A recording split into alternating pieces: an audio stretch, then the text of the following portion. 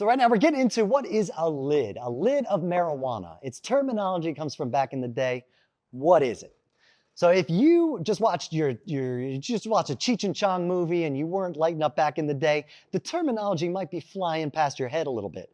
In fact, I got confused in my kind of online wanderings when I saw people referring to buying a lid of marijuana, back in the day. So I decided to do a little research, figure out what was going on. Some people might know what it is, some don't, but I just want to level the playing field so we're all equals here, right?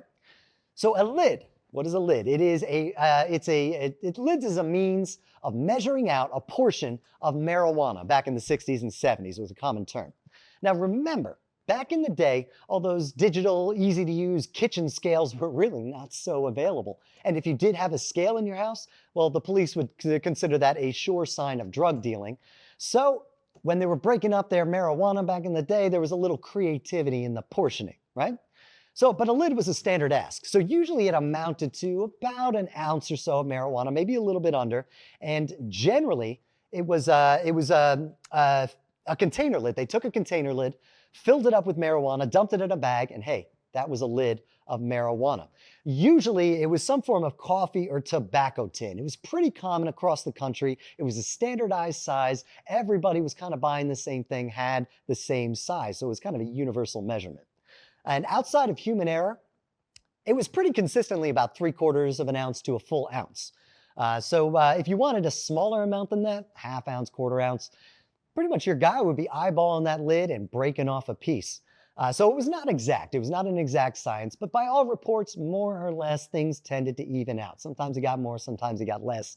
But over time, the playing field got evened.